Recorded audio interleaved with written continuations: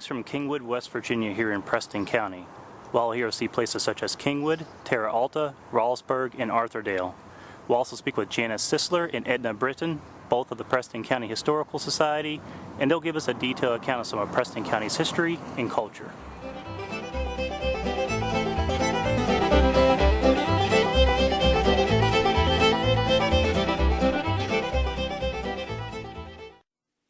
What now embraces Preston was originally separated from Monongalia in 1818 and has had some additions from Randolph and Tucker counties since then. Prior to being Monongalia County, the area was contained in Orange County, Virginia, then Augusta County, and then Monongalia.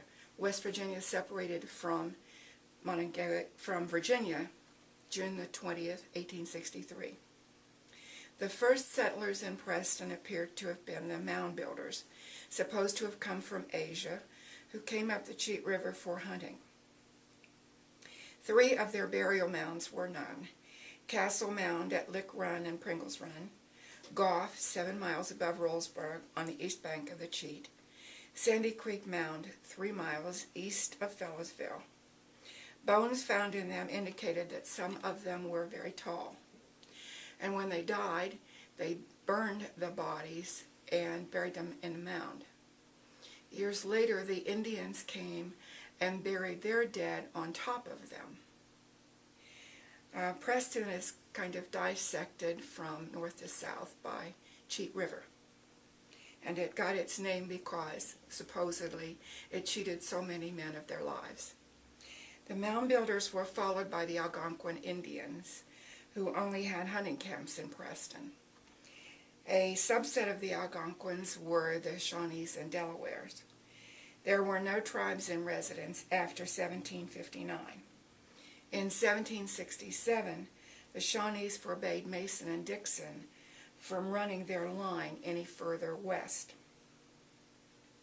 The Great Warpath entered Preston from Monongalia, passed through the McMillan Farm by Masontown, north of Reedsville, ran with the Morgantown-Kingwood Turnpike, then south of Kingwood and crossed the Cheat River at Dunkard Bottom between Willie and Terra Alta, and left the county in the vicinity of Cranesville and on to Maryland. The Eckerlin brothers are reportedly the first white men to live in Preston. They were pacifists who came to the Camp Dawson area of Preston to escape duty to fight the Indians. They were from Ephrata, Pennsylvania, from the cloisters. They built a cabin where Israel spent much of his time writing religious letters, and Gabriel hunted with great success, and Samuel was the trader. After a few years, Samuel took a load of furs to the Shenandoah area to trade for ammunition, salt, and shirting, while Israel and Gabriel remained behind. On his return, he found the settlement had been destroyed and the brothers were taken away by the Indians. The brothers were taken to Pittsburgh, then to Ottawa, Canada, and from there put on a ship to France. It still isn't known whether they survived that journey. Samuel returned to the Shenandoah. The first permanent white settlers were James Clark and John Judy, who came in 1769 to the Brewston vicinity. Clark came from Ireland in 1762 and settled about a mile north of Clifton Mills. Judy had a patent in 1783 that referred to his settlement in 1769 on a tract of waters on the Sandy Creek about 2 miles from Brewston. Clark and Judy were followed by Samuel Worrell and his son in 1770, who came from Philadelphia along the old Braddock Road and occupied tracts in the Sandy Creek Glades. About the same time, Richard Morris, Zebulon Hogue, and Daniel Greathouse came from Pennsylvania to the same locality, believing they were in Pennsylvania. During the same year, James Walls settled on the east side of Cheat near present-day Pisgah.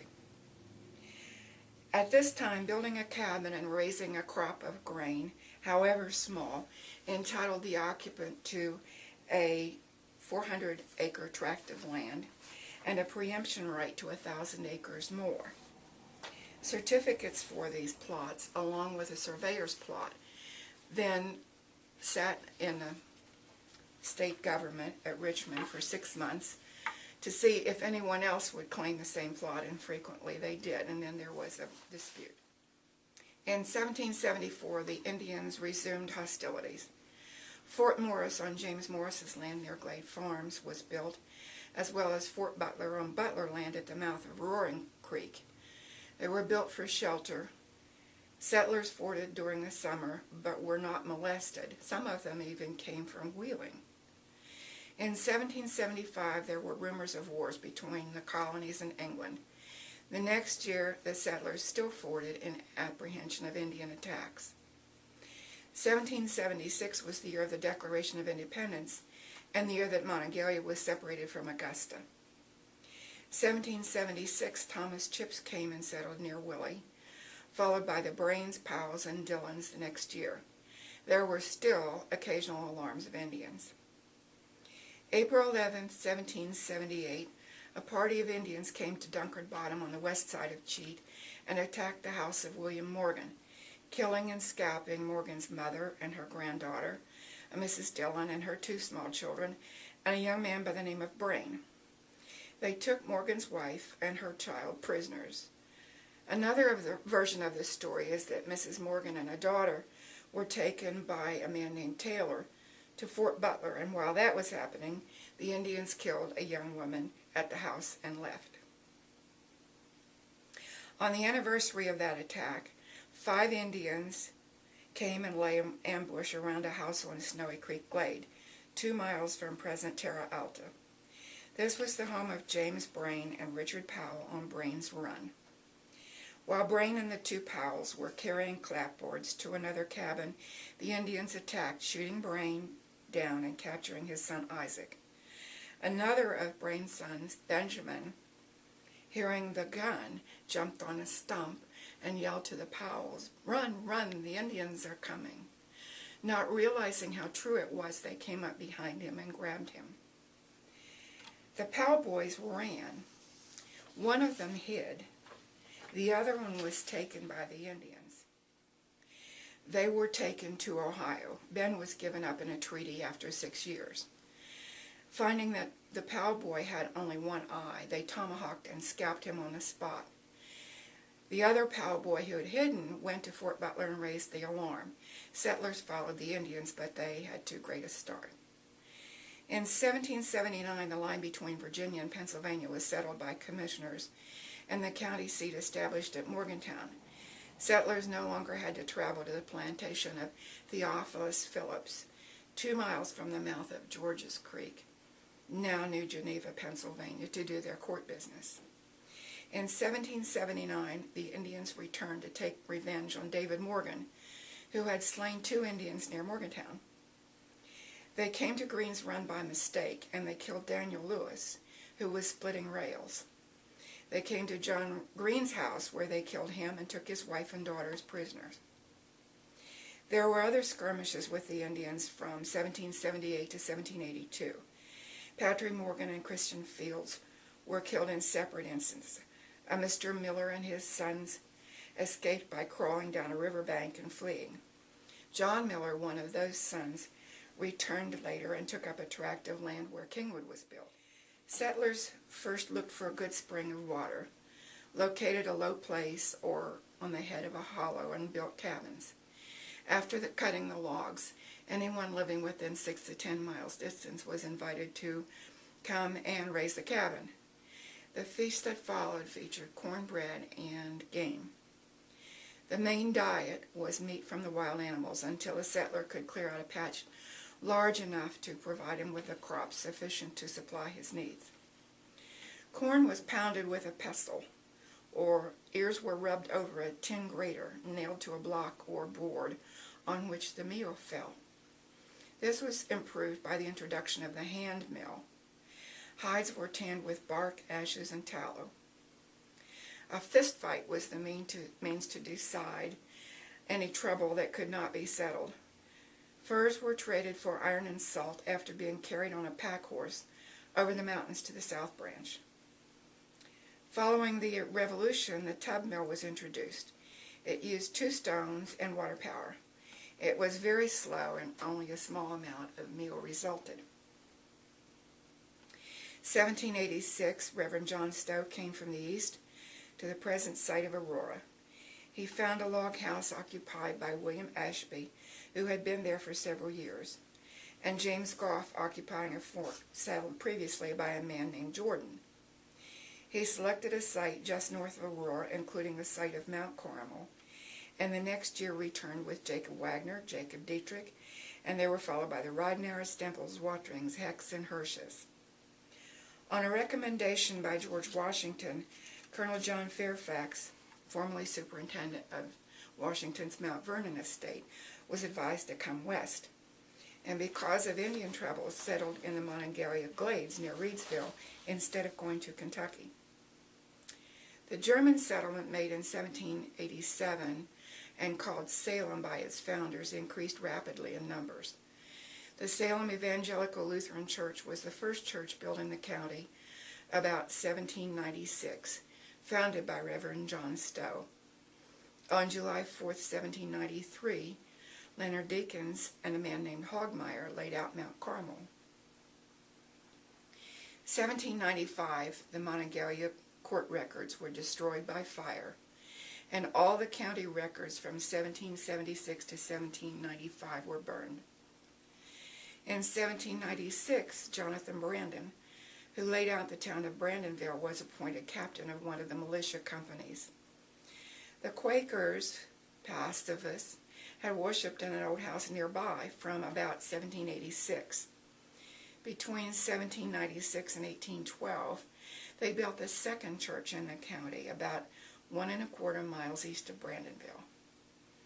In 1800, the Reverend Kid Smith, known as an Ironside Baptist, preached at Scotch Hill, and afterward a church was built. Also by 1800, residents of the area of what is now Preston County were complaining about the distance to Morgantown to transact court business. Colonel John Fairfax represented Monongalia in the House of Delegates at this time. In 1805, he was sheriff of Monongalia County. Kingwood, the site of a forest of unusually tall trees, was used as a campground by immigrants going west, and it was settled about 1807. When Preston became a separate county, Kingwood became the seat of justice for the county. There were 6 petitions to separate from Monongalia County, beginning in 1792, but it wasn't until 1818 that the division was granted.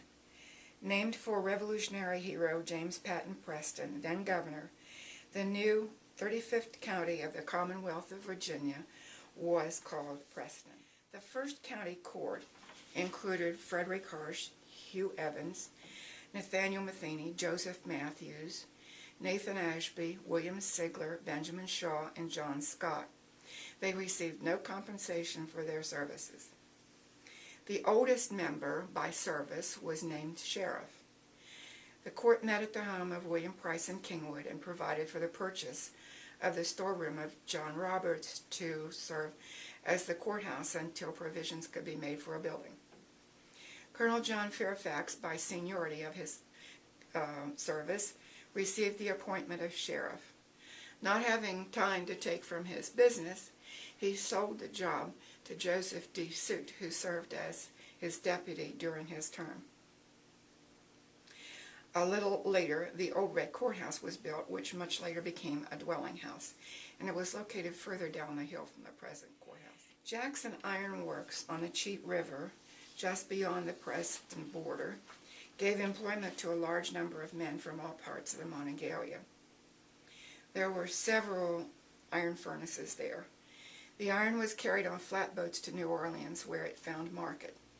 The iron furnaces on the Monongalia side of the border were followed by Greenville furnace, built by Watt Carlisle in Grant District, the Virginia iron furnace near Albright by Harrison Hagens, and the Valley furnace near the Pennsylvania border at what is now Lake Woods. The Greenville furnace made considerable quantities of iron, which was hauled to Cheat River and boated to Pittsburgh. The Virginia furnace product was hauled up the mountain to Terra Alta, to be shipped, but the difficulty of transporting that weight caused the closing of the furnace. Iron from the Valley furnace was hauled to the bottom of the mountain at Cheat and sometimes to New Geneva, Pennsylvania, and boated to market. The main road was the Winchester and Clarksburg Road, called the Monongalia State Road. It entered Preston near Terra Alta, came by Dunkard Bottom through present Kingwood to the vicinity of Gladesville and onto the county line.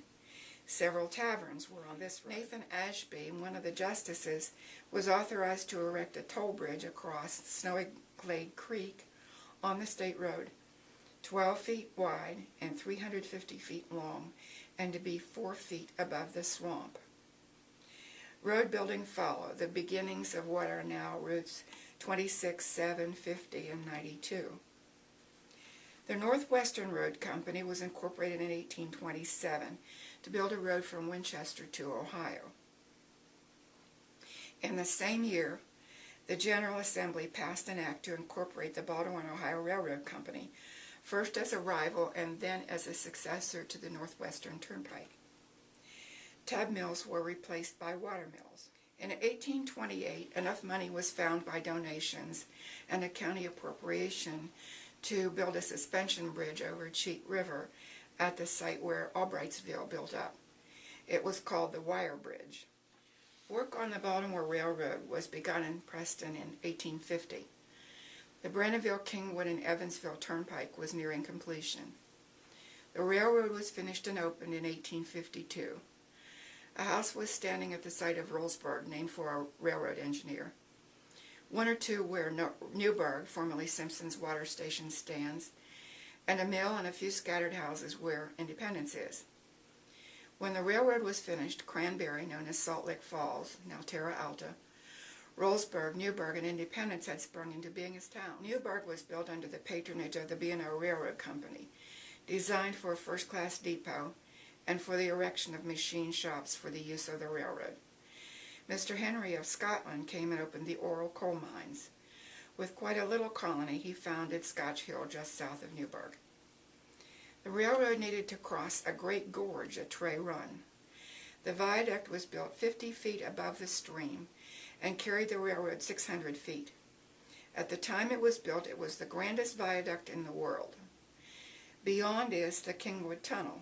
It was built by an army of Irishmen with carts, wheelbarrows, shovels, picks, crowbars, and drills over a period of 2 years. It is 4,100 feet in length and was cut through compact slate, partly overlaid by a limestone roof. At the time of its completion, it was the longest tunnel in North America and one of the greatest triumphs of that day. With the coming of the railroad, farmers were better able to get their produce to market. Timbering enterprises increased. One example is the ship timbers that were hauled from Cranesville to Terra Alta to be shipped to eastern ports. At that time, Terra Alta was called the Commercial Center. Another business in Terra Alta was as a summer location for people from the east looking for clean air. Aurora also had a large number of summer residents. With better transportation came more industrial development all over the county. In June of 1859 was the killing frost that destroyed the wheat crop, which was then in bloom. Farmers quickly replanted with buckwheat, corn, and potatoes. The harvested buckwheat was used for pancakes and were so popular that a festival was begun in 1938 with buckwheat as the theme. Today, the festival attracts 100,000 people every year, and it takes a lot of the Preston population to put it on. By 1860, the county population had increased to more than 13,000. The election of Abraham Lincoln as president and other agitation in the state prompted meetings at Phillipsville and Kingwood, in which all of the speakers and attendees agreed that Virginia should not secede but remain in the Union. In 1861, Robert Corwin and John Scott were members of the legislature for Preston. The legislature voted to call together a convention of the people of Virginia to determine whether Virginia should dissolve her connection with the federal union. The election for delegates for the convention in Preston chose Messrs. Brown and McGrew as their delegates. At the convention, they spoke in favor of the union, and they voted not to secede. But then there was the attack on Fort Sumter. And the tone of the convention, which had favored not seceding, did a complete opposite. Sentiments were definitely in favor of secession, and the two Prestonians who had spoken in favor of not seceding were out of favor. In fact, their lives were threatened, and they escaped with great difficulty and came back to Preston. Once they were here, more meetings were convened.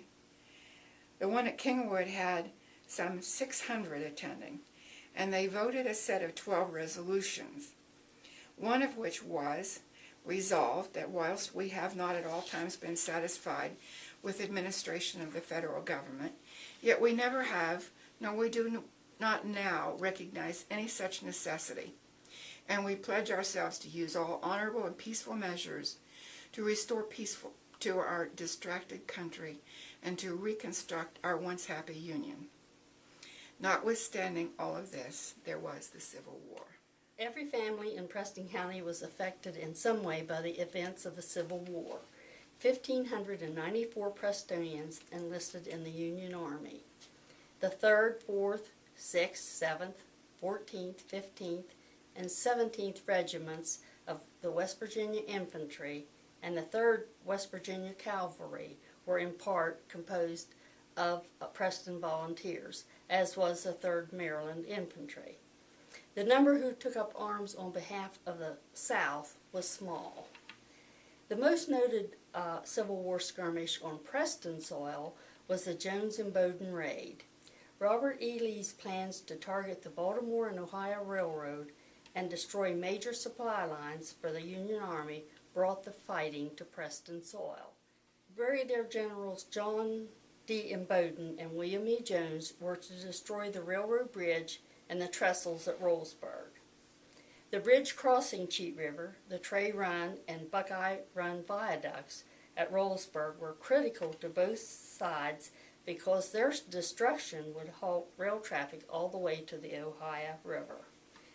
After the initial threat posed by General Garrett's unsuccessful move toward Rollsburg in 1861, the Rollsburg garrison was gradually reduced to about 250 men under the command of Major John Showalter. At the South Branch Bridge over the Potomac River, General Jones divided his force and sent Colonel Harmon with about 1,000 men to strike the railroad at Oakland, Maryland, and follow it westward to Rollsburg, at which place Jones would rejoin him. General Jones, after detaching Colonel Harmon's force, pushed forward over the old Northwestern Turnpike to West Union, now Aurora, where his troops took some goods from a store, took hostages to act as guides through the unfamiliar country, and then resumed their westward march.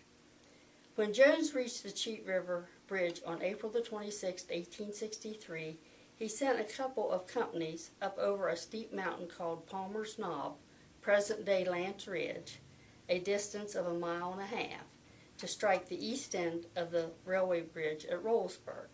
By that time, Jones would arrive with the main body at the west end of Rollsburg by Northwest Turnpike and the River Road, a distance of nearly 6 miles. Jones did not destroy the bridge in his push on to Rollsburg. When he arrived at the junction of the Northwest Turnpike and the River Road, now West Virginia Route 72, he called up Reuben Morris, a resident of Rollsburg, whom he had captured at West Union, and questioned him concerning the strength of the Union forces. General Jones asked Morris how many Yankee soldiers were at Rollsburg and whether they would fight. Morris, well aware there were 200 troops at most there, replied, "General Jones, I hope you don't think of attacking Rollsburg. Why, there are 1,600 troops there now, and more expected on every train, and them troops are not New England Yankees either. They're West Virginia Yankees at home, and they will fight like wildcats." Contemplating this, he decided to send about 250 soldiers down the river as scouts. General Jones concluded that his best course would be to move forward and strike the Baltimore and Ohio Railroad further west. His force resumed its march over the Northwest Turnpike towards Fellisville and camped that night at Red Oak Knob. Jones detached a couple of companies to strike the railroad at Newburgh, tearing up the track and burning the engine house. The main army left the northwestern turnpike at Evansville to strike the railroad at Independence, where they tore up the track and bridges. Jones then resumed his march toward Morgantown. The governor of the new state of West Virginia appointed commissioners to divide Preston into 8 townships and name them, and with the help of a surveyor did so. The 8 magisterial districts established were Grant, Kingwood, Lyon, Pleasant, Portland, Reno, Valley, and Union. Each district had a board of education. Subscription schools were replaced with the free school system. They were supported by a tax laid by their district boards and provided for the teaching of all between the ages of 6 and 21 that wanted to attend. The county superintendent was elected, as well as the district members of the Board of Education, who appointed 3 trustees for each school. Later there were examinations and teachers given a first, second, or third rated certificate upon which their pay was determined. There was great upset when the school term was proposed to be 5 months instead of 3, which were the 3 winter months of the worst weather. And there was more upset when school was made compulsory, and more when it was ordered that churches could not meet in schools or in the courthouse. March the 7th, 1869, about 2 o'clock in the morning, the courthouse burned. At once, blame was directed toward Elihu Gregg because he had a judgment on record for $100 in costs to be recovered by Samuel Summers for slander. Summers couldn't get satisfaction from Gregg's personal estate, so he brought a chancery suit to subject his land to sale. The sale was advertised to be offered at public auction at the front door of the courthouse on March the 8th, 1869. Mr. Gregg's reputation was bad. A party was formed to find Gregg and bring him back for trial. He was found just across the state line in Fayette County, Pennsylvania. He was convicted on several charges, including burning the courthouse. He was sentenced to be executed by hanging in September of the same year. The verdict was appealed, and Gregg was tried and convicted again in October. Gregg refused a proposed sentence for life and was again sentenced to death. With guards placed across the hall from the cell, Gregg and his cellmate, Simpson, still managed to escape on November the 1st of that year. Several escapades later, Gregg was brought back to Kingwood to jail and sentenced to death a 3rd time. Displeasing the local electorate, Governor Matthews pardoned Gregg in 1880. After many criminal activities and other imprisonments, Gregg died a natural death in Fayette County, Pennsylvania. A new courthouse was constructed in 1870 at a cost of $11,000. Following 1900, enterprises grew larger and faster. Family farms were still common, but more people left the farm for commercial and industrial employment.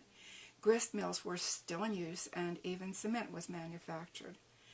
As the population continued to increase, towns increased in size, and more local stores were established.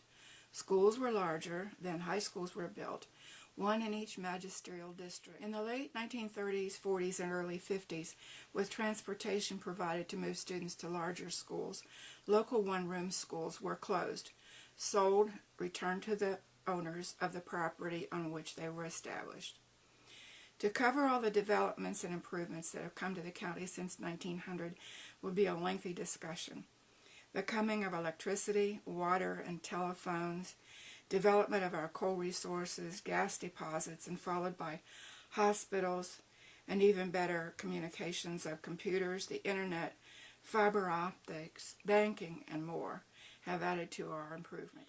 After touring the dormant West Virginia minefields, Mrs. Roosevelt planned to show that model communities, the first of them Arthurdale, were to be built in various parts of the country. Richard M. Arthur's 1,000-acre buckwheat farm was selected for the site of the new village.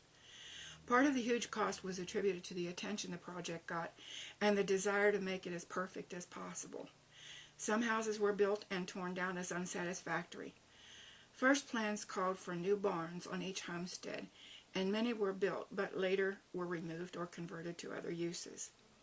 More than 1,000 men worked on the project, putting up buildings, making roads, and landscaping. Most of the homesteaders were hired to help build the community. WPA, NYA, CCC, and other agencies had a hand in it. It wasn't until 1938 that the 165 homes were completed. The first houses erected were portable wooden structures, the last stone dwellings. In between, other styles were used. Each stood on plots averaging 3 acres and were equipped with modern conveniences. There was a park surrounded with a shopping center containing a store, barber shop, post office, meeting hall, handicraft workshops, display room for handicraft products, filling station, and offices for the project. Schools were built. Money was loaned by the government to the Arthurdale Association, an organization of homesteaders, to build factory structures and other business buildings, thereby providing employment to the homesteaders. Those projects were not very successful, and many of the homesteaders went to work in mining and defense factories in Morgantown. The homesteads were to be offered for sale to the homesteaders for $1,000 each on easy terms, with the government holding the liens and supervision. Homesteads that cost $8,665 each. The total cost of the project was just under $3 million. With their employment interests elsewhere, some homesteaders doubted the offer was worthwhile. Arthurdale exists as a community, but not as a pattern for the future development of America. The Arthurdale Heritage Incorporated organization was developed and promotes several of the surviving buildings of the project with activities all year long. Descendants of those first homesteaders have fond memory of their lives in those homes, and some of them still live there. Recollections of many of them are told in New Deal, Original Homesteaders of Arthurdale, West Virginia, published by AHI. As always changed, a desire to save the knowledge of those times spurred the organization of the Preston County Historical Society in 1958 to discover, secure, and preserve whatever relates to Preston County history and disseminate the history among our people. After some lean years, our first museum was opened in 1992 in Terra Alta. The current museum in the former Terra Alta Bank building houses 3 floors and vaults of artifacts and written information. The Aurora Area Historical Society has collected the artifacts of their area and computerized genealogy collections at their restored country store in Aurora. Their annual Heritage Days happen in June, celebrating now more than 225 years since the first settlers came to this community of timber enterprises, farming, and summer resorts. A separate Aurora project founded in 2001 provides a dynamic environment supportive of artists and the creative process. They stay busy with a writer's retreat and musical performances. The Rollsburg Revitalization Committee took on the ambitious project of repurposing the abandoned Rollsburg High School building. Built in 1912, it was damaged in the 100-year flood of Cheat River. Now known as the Janet and Emory Szilagyi Center for the Visual and Performing Arts, it houses the World War II Museum, Preston County Sports Museum, Preston County 4-H Museum, B&O Bridge Exhibit, Preston Arts Center and Classes, Quilt Room and Classes, and the Carol Ann Hooten Research and Reading Library, as well as the River City Cafe and Martha's Kitchen. The Rollsburg Historical Society developed and maintains Cannon Hill, the former location of the cannon that helped protect the town from attack in the Civil War.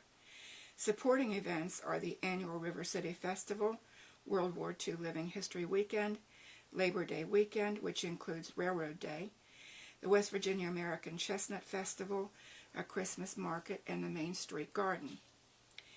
The Main Street Kingwood organization in Kingwood, part of the state Main Street program, is dedicated to recreating a vital, prosperous downtown.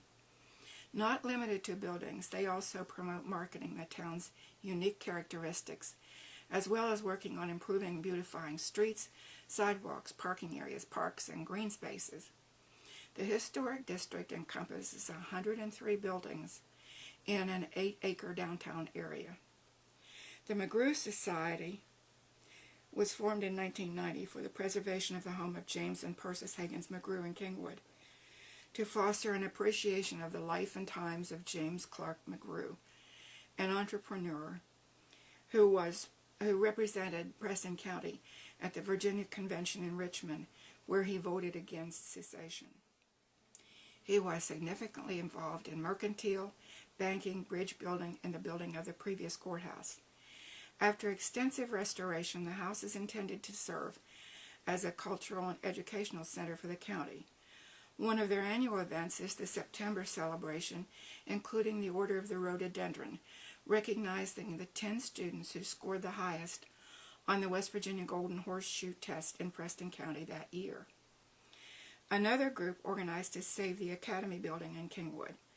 Enormous construction problems have required a very large fundraising effort to preserve the site of education of local students in the 1880s who wished to advance beyond the graded schools or to teach school.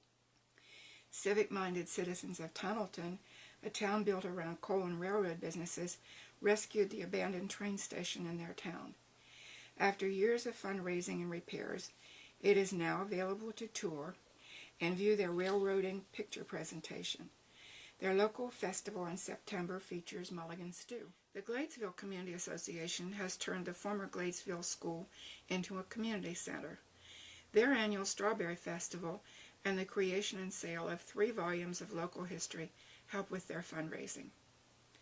The Brewston-Brandonville Area Historical Society has adopted and begun the reservation of the Oak Grove School near Brewston Mills. They, too, have produced books of local history to raise funds. Their members have appeared locally in costume to tell their story.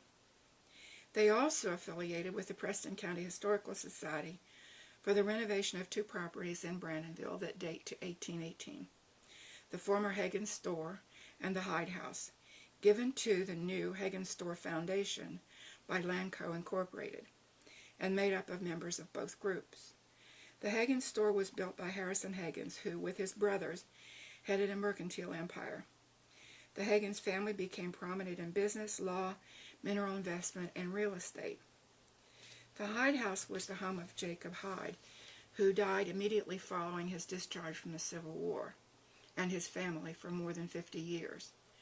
The Hagen Store Foundation began Brandonville Heritage Days in 2013 with the West Virginia Sesquicentennial celebration. Old Hemlock, a stone house near Brandonville, dating to about 1783, home of the Samuel Robinette family, and more recently, the home of George and Kay Evans of Brandon Bird fame, is being preserved and maintained by the Old Hemlock Foundation established by Lee J. Graffius. It is open to visitors several times a year. There are many cemetery associations taking care of the resting places of our ancestors, another of our cultural archives. Other historic maintenance projects are being facilitated by individuals.